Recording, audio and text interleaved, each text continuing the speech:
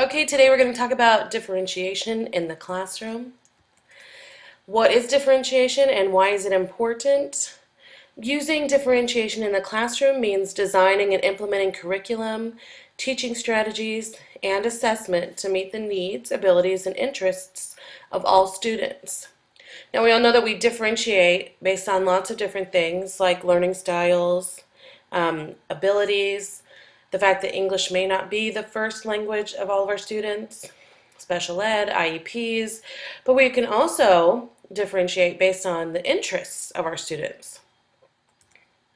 Designing and implementing curriculum, when we are differentiating, the first thing we need to do is plan. What do I want students to know and or be able to know, or be able to do, excuse me.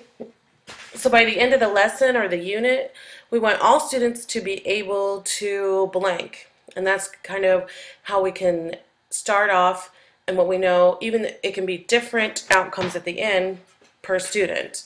So the next thing we need to do is do a pre-assessment to find out who already knows the information and or can do it. And I think that pre-assessment is important because it gives you a starting point for differentiating a lesson, to tailor it to the individual needs of the students. And finally, the differentiation, you got to ask ourselves, what can I do for them so they can make continuous progress and extend their learning?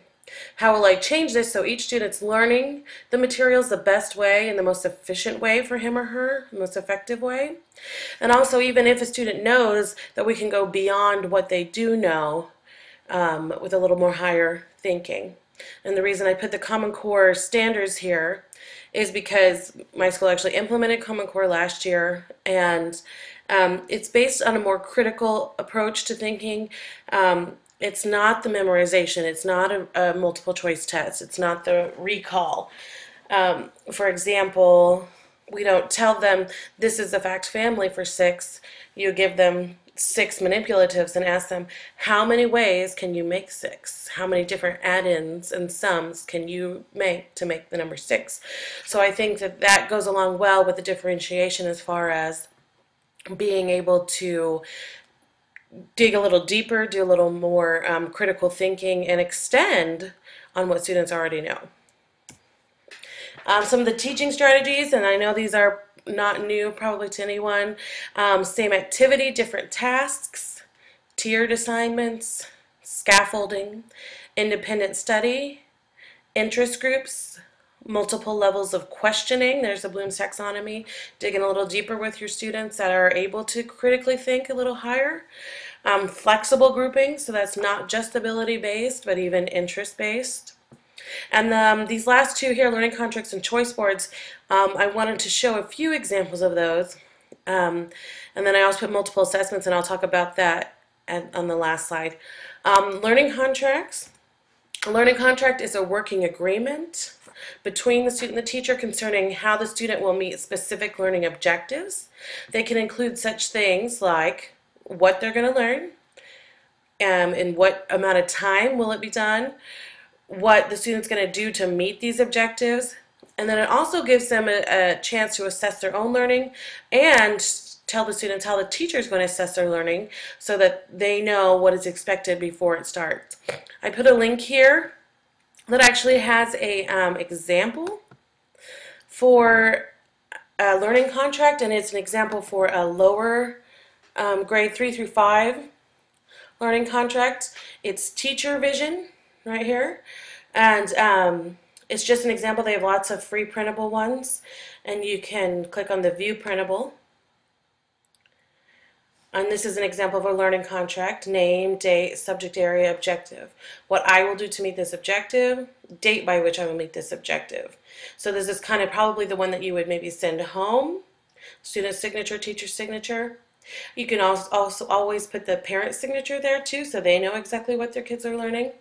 And then at the bottom it goes a little more in detail. My goal, who will help me, things I will do, subjects I will research, projects I will make.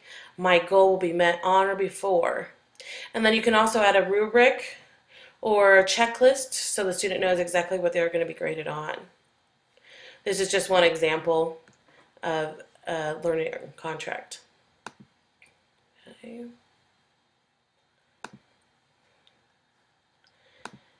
All right, the next slide talks about a choice board. I wasn't too familiar with choice boards, so I wanted to look at it more. It offers students a way to make decisions about what they will do in order to meet class requirements. A choice board can be for a single lesson, week-long, or even a month-long, like a unit. But in order to create a choice board, you need to identify the most important elements, what you really want the students to know or learn, create a required assignment that reflects the minimum understanding that you expect from all students, and then create some negotiables or some options which expand upon the minimum understanding. And these often require students to go beyond the basic levels of Bloom's taxonomy, so some of them could be the higher order thinking.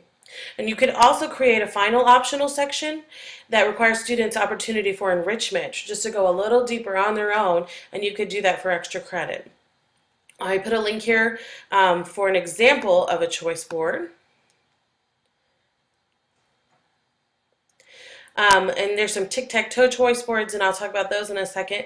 But this is the choice board template that I looked up. Okay, let me move this so you can see it. Make it a little bigger.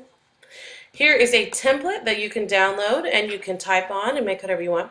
This is what a choice board looks like. It's just like a tic-tac-toe square.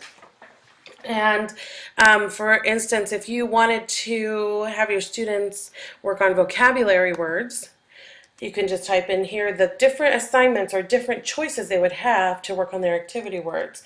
Like draw a picture to represent each vocabulary word. Geez, sorry. In the next box you could put make a fill in the blank worksheet for all the vocabulary words. Write the vocabulary words 3 times in cursive. Those are just some examples, and what they're talking about with the tic-tac-toe choice board would be that you fill these all up and the students have to do 3, and they don't necessarily need to be 3 in a row, but they would have to do 3 of the squares and turn it all in with your choice board that you have made here.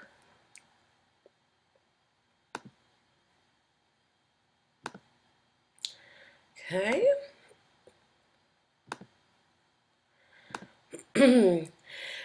And the last thing I want to talk about is differentiating assessments.